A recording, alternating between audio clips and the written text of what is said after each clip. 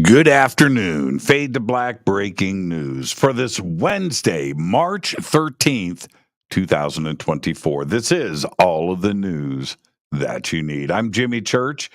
Let's get straight to it. Tonight on Fade to Black, Cody London is with us. He's a survivalist. We're going to be talking about his new TV show, The Survival Show, tonight on Fade to Black. Tomorrow night, it's an F2B special event going through the Aero UAP report. This will be a complete review.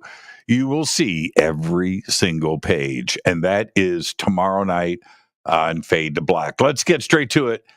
Busy news day today. On this day in history, 1965, Eric Clapton leaves the Yardbirds.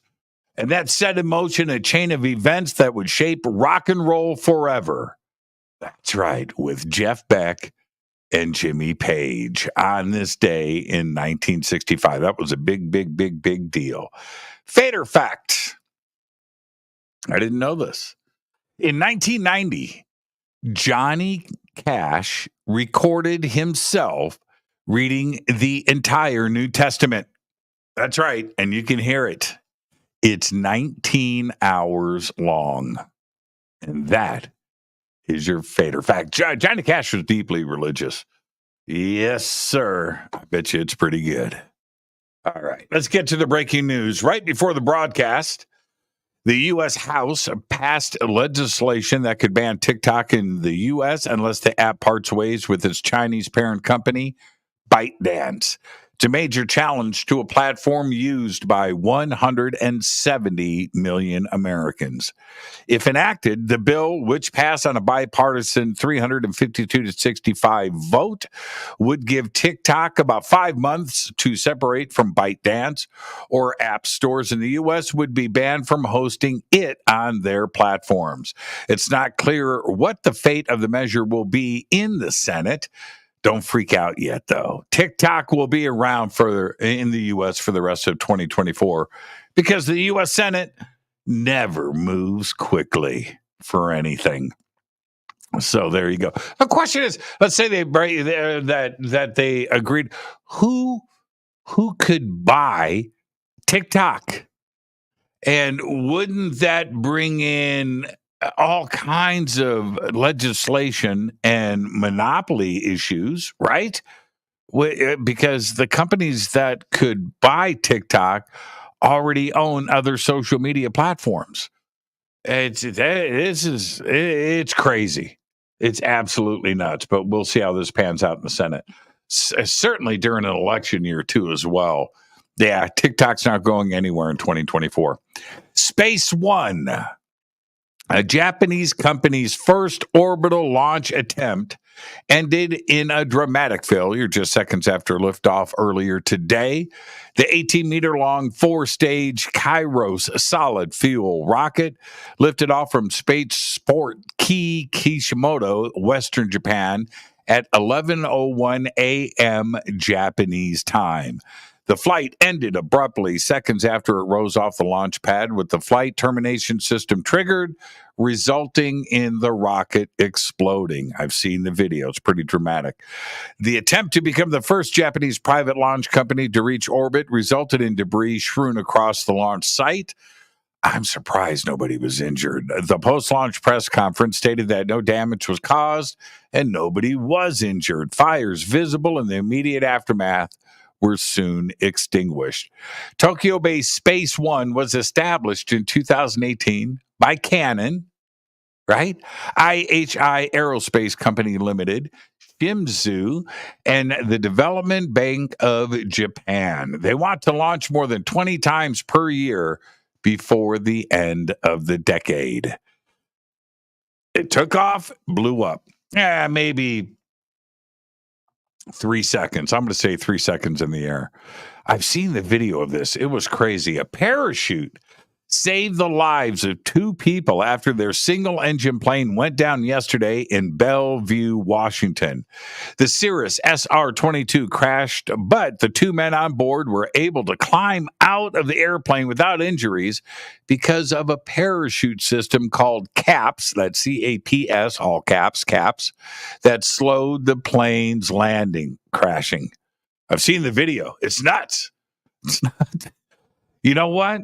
A parachute on an airplane like that just seems to me to be a really, really good idea. There you go. The National Park Service announced today that it will remove about 300 trees, including 140 cherry trees around the tidal basin in West Potomac Park in Washington, D.C., during a 3-year project to rehabilitate crumbling seawalls in the area.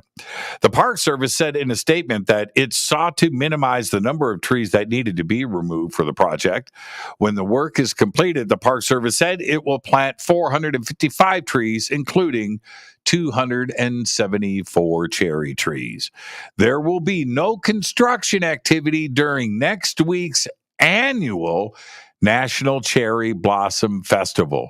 The trees are expected to be close to peak bloom by this weekend and hitting peak early next week.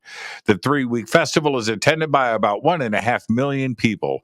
It runs from March 20th until April 14th. The removal of the trees will begin right after, later in the spring. Texas officials, a Texas official, I'm going to pluralize that more in just a minute. A Texas official is recommending that residents in one county stock up on food and gas in advance of the total solar eclipse set to occur in a few weeks. On April 8th, the moon will be positioned in such a way that the entire disk of the sun will be blocked out in several U.S. states, plunging millions of people into darkness for about 4 minutes during the early afternoon. The path of totality will start in Mexico and extend across Texas, Oklahoma, Arkansas, Missouri, Illinois, Indiana, Ohio, New York, Pennsylvania, Vermont, New Hampshire, and Maine before heading out over the North Atlantic Ocean. Travis County's disaster declaration said, and I quote, effective Friday, March 8th, 2024, Travis County Judge Andy Brown issued a declaration of local disaster in anticipation of extremely large crowds, increased traffic, and enormous strains on first responders, hospitals, and roads on the days leading up to, on, and after the day of the upcoming total solar eclipse, end quote. Yeah, right.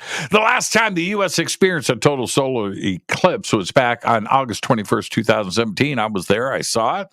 The next one won't occur in North America until 2044. So you have 20 years to stock up on eclipse rations. Public service announcement. Unitree's H1, a Chinese bipedal robot, has set a new world record for speed for a humanoid robot. You know, robots that look like us. The newest version of Unitree's H1, called Evolution V3.0, stands a little over 5 foot 11 inches tall and weighs less than 110 pounds. In the video released on March 1st, the H1 is seen walking at its maximum speed of 7.4 miles per hour, although the company claimed it can potentially reach a speed of 11 miles per hour. Now, in case you're wondering, the average human walks around 3 miles per hour. Actually, it's 2.6 to 3.1 miles per hour. Some can rip it up to about 4. A famous distant variable star called T Caroni Borealis is predicted to become visible to the naked eye in 2024, this year. It could be a once-in-a-lifetime viewing opportunity to view the star, since it changes in brightness, becoming visible in our skies as a nova or a new star, only about every 80 years. The star last erupted in 1946, and astronomers believe it will do so again between February, which is now, and September of 2024.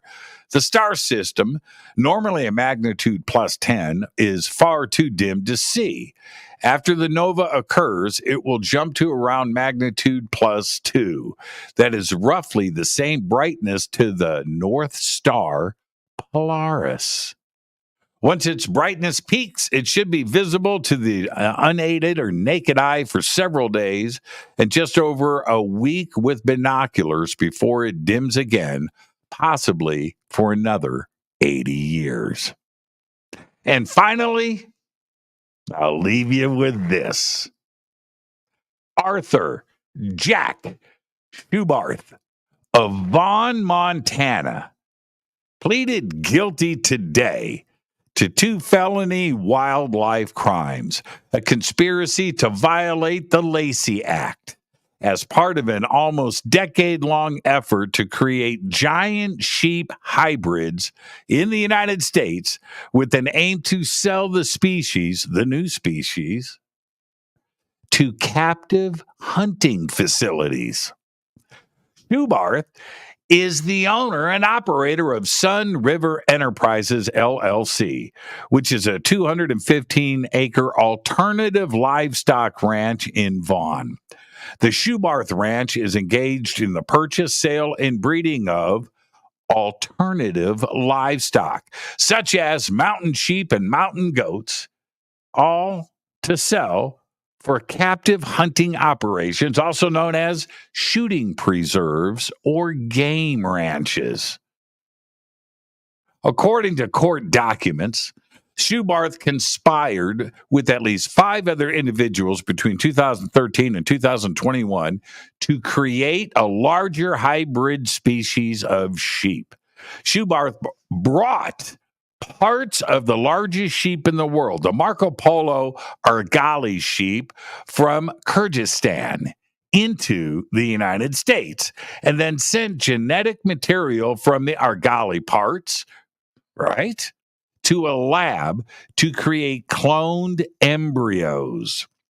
Schubarth then implanted the embryos in sheep on his ranch, resulting in a single pure genetic male Marco Polo Argali that he named, and I'm quoting here, the Montana Mountain King, or the MMK. Average males can weigh more than 300 pounds with horns that span more than 5 feet. Schubarth worked with the other unnamed co-conspirators to use MMK's semen to artificially impregnate various other species and create hybrid animals. Their goal was to create a larger and more valuable species of sheep to sell to captive hunting facilities, primarily in Texas.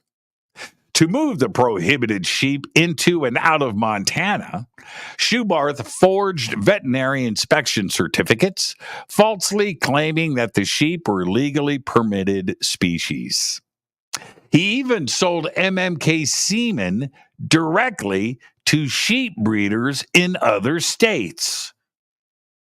Now, at this point, there's no telling how many giant sheep are running around the country. Huge, angry sheep with 5-foot horns. Yep, this really happened. There you go. There's all the Fade to Black breaking news that you need for this Wednesday, March 13th, 2024. Breaking news is produced by Renee Neumann. I'm Jimmy Church. Want to remind everybody tonight on the show right here, survivalist Cody London is joining us. We're going to talk about his new show. We're going to talk survival skills, too, as well. We'll do that and a whole lot more in his new TV show, The Survival Show. But until then, all I've got is Go Back Lay Tappy.